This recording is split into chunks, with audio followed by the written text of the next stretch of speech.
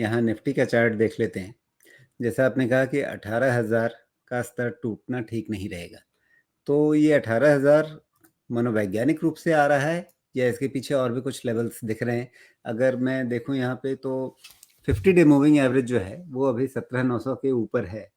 थोड़ा 1-2 दिन में 18,000 के आसपास पहुँच ही जाएगा। तो क्या इस हिसाब से नज़र है आपकी कि 50 डे मूविंग एवरेज नहीं टूटना चाहिए, उसके आसपास का एक साइकोलॉजिकल लेवल है 18,000 वो नहीं टूटना चाहिए? 18,000 टू 18,100 एक निफ्टी के लिए ब्रेकआउट पॉइंट का काम कर रहा था और इसलिए 18,000 क्रूशियल हो जाएगा, रिस्पेक्ट होना ही पड़ेगा। उसको ज़्यादा से ज़्यादा 100 पॉइंट का डिस्काउंट दे सकते हैं। तो वो ब्रेकआउट ब्रेकआउट पॉइंट और जितनी स्ट्रेंथ है निफ्टी में उसको रिटेन करने के लिए 18,000 का सेफ रहना बहुत ज़रूरी है।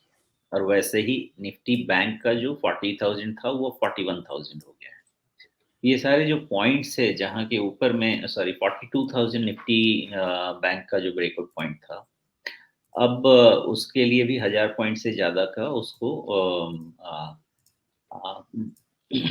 उससे ज़्यादा उसको मार्जिन ऑफ एरर नहीं दिया जा सकता है और इसलिए 41,500 मैक्सिमम 41,000 वो निफ्टी बैंक के लिए ट्रेंड सेविंग लेवल रहेगा और निफ्टी के लिए 18,000। तो ये सारे पहले के ब्रेकआउट ब्रेकआउट पॉइंट्स हैं, जो रिस्पेक्ट होने चाहिए, सेफगार्ड किए जाने चाहिए। जी। यहाँ निफ्टी बैंक के लिए भी वही बात कही जा सकती है। अभी 41,243 के आसपास 50 डे मूविंग एवरेज है। यहाँ पर चार्ट में जो दर्शक देख रहे हैं उन्हें बता दें, ये जो बैंगनी रंग की रेखा, पर्पल रेखा है, वो 50 डे मूविंग एवरेज है और इसके ऊपर 20 डे मूविंग एवरेज है। आपने ज़िक्र किया कि बैंक निफ्टी का चार्ट तो बहुत ही तेज़ है और बहुत स्वाभाविक रूप से दिख रहा है वो हमें चार्ट पे कि एक भी कोई सिग्निफिकेंट डिप, कोई महत्वपूर्ण एक नरमी नहीं दिखाई है जब से ये 37,000 के बॉटम से, 37,400 के बॉटम से ये वापस इसने ऊपरी चाल पकड़ी है। तब से वहाँ से लेकर अभी तक 43,600 के ऊपर है। यहाँ तक बैंक निफ्टी ने कोई भी एक सिग्निफिकेंट डिप नहीं दिया है। लेकिन इस तरह की चाल कब तक बनी रह सकती है और अगर निफ्टी में मुनाफा वसूली दिख रही है, तो बैंक निफ्टी उससे अलग कब तक रह सकता है? देखिए, निफ्टी बैंक का तो 48,000 तक का रेंज ओपन है और मुझे लगता है एक वे बाकी बाकी है वहाँ जाने के लिए। अब मुश्किल ये बात हो जा रही है कि अगर एक करेक्शन कूल ऑफ लेके जाए और हीट निकल जाए तो रिस्क कम होता है। यहाँ पे जिस तरह से बिना इनफ करेक्शन के निफ्टी बैंक जा रही है, यहाँ से रिस्क बढ़ रहा है, वही एक प्रॉब्लम है।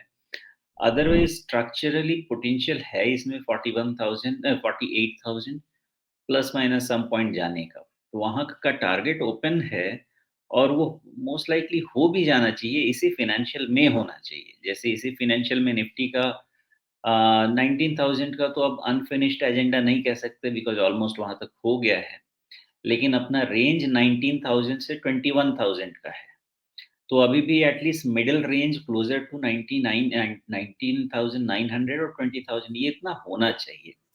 And in such A situation अगर हम 1000 पॉइंट बात करते हैं रफली निफ्टी की, तो 1000 डेढ़ हज़ार पॉइंट में हम बात कर सकते हैं फिर करीब-करीब 3 से 4000 पॉइंट निफ्टी बैंक की। तो 43,000 के ऊपर में 4000 पॉइंट तो 47,000 के आस-पास आस-पास तक तो निफ्टी बैंक को होना चाहिए। ये अभी तक का इसका रूम बनता है। मुद्दा ये है कि यहाँ से कुछ नेगेटिव दिखता है क्या? देखिए, वहाँ पे डिस्कशन पॉइंट बन सकता है बिकॉज़ एक दिन रिसेशन आ जाता है, दूसरे दिन रिसेशन चला जाता है। यही डिस्कशन पूरे ग्लोब में होता है। कुछ अगर मार्केट ऊपर चला जाता है, रूम नहीं मिलता है बाय करने का तो रिसेशन आ जाता है और जब मार्केट गिरने लगता है, वहाँ पे रिसेशन चला जाता है, बाय टिप्स हो जाता है। तो सिचुएशन ऐसा है कि अभी मार्केट से लिक्विडिटी ड्राई नहीं होती दिख रही है इवन आफ्टर इंटरेस्ट रेट इतना हाइक हो चुका है। उसके बावजूद भी लग तो रहा है कि पैसा अभी पड़ा हुआ है मार्केट में आने के लिए और उधर जाके भी देखिए नवंबर में 22,000 करोड़ का एफआई बाय कर चुके हैं। दिसंबर में अगर उन्होंने 5,000 करोड़ सेल किया है तो 7,000 करोड़ टीआईज ने बाय कर लिया है। तो कहीं से भी मुझे लिक्विडिटी ड्राई होती हुई नहीं दिख रही व्हिच मीन्स मार्केट होल्ड करेगा।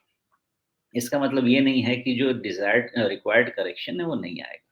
वो आएगा उसके लिए कुछ भी ट्रिगर हो सकता है उस ट्रिगर पे और रिसेशन वो ट्रिगर नहीं होगा। मुझे नहीं लगता कि रिसेशन बोल के आज तक आया है या बोल के आएगा। तो वो ट्रिगर से मुझे ज़्यादा फ़र्क नहीं पड़ता, रादर जब तक रिसेशन रिसेशन चिल्लाएँगे तब तक अच्छा है।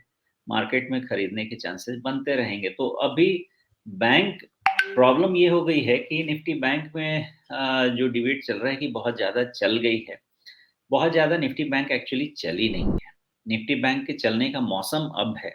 तो जिस तरह से आईटी के चलने का मौसम था, बैंक के चलने का मौसम है। मुद्दा वो नहीं है। मुद्दा ये है कि कुछ भी हम खरीदते हैं तो हमको एक सेफ्टी नेट इंश्योर करना होता है। वो थ्रेट में है। मतलब ये है कि अगर हम खरीदते हैं 25% गेन के लिए, तो हम 10% 15% हो सकता है डाउनसाइड के लिए रेडी रखें। लेकिन अभी का प्रॉब्लम ये है कि 20-25% का डाउनसाइड हो सकता है और 20-25% का गेन हो सकता है, वो खतरा है।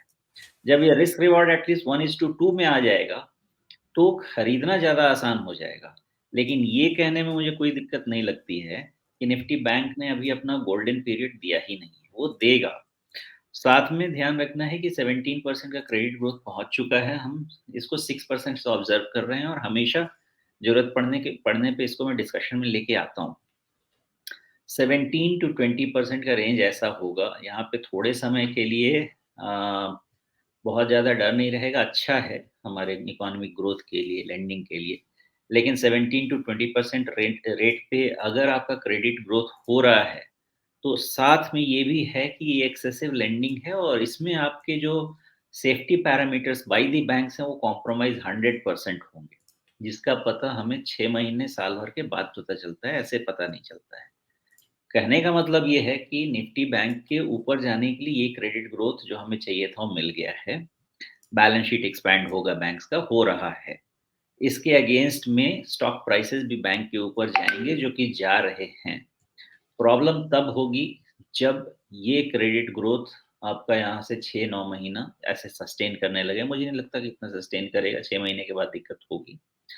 तो वहाँ पे ध्यान रखना है कि ये पीक आउट कब होता है क्रेडिट ग्रोथ, बिकॉज़ उसके बाद हमें ऑब्ज़र्व करना है कि बैंक स्टॉक्स या निफ्टी बैंक में सैचुरेशन आएगा, उसके ऊपर नहीं बढ़ पाएगा। वो वक़्त नहीं आया है, तो प्रॉब्लम ये है, पॉइंट ये है कि रूट कॉज़ बैंक स्टॉक्स का वहाँ पे नहीं है जहाँ हम ऑब्ज़र्व करना चाहते हैं। रूट कॉज़ के लिए आपको ऑब्ज़र्व करना है कि बैंक क्रेडिट का क्या सिचुएशन है, क्या ट्रेंड है। इसके लिए ऑब्ज़र्व करना है कि कॉस्ट ऑफ बोरोइंग जो अभी इंटरेस्ट रेट बढ़ रहा है, ये कहाँ पे पॉज़ होता है।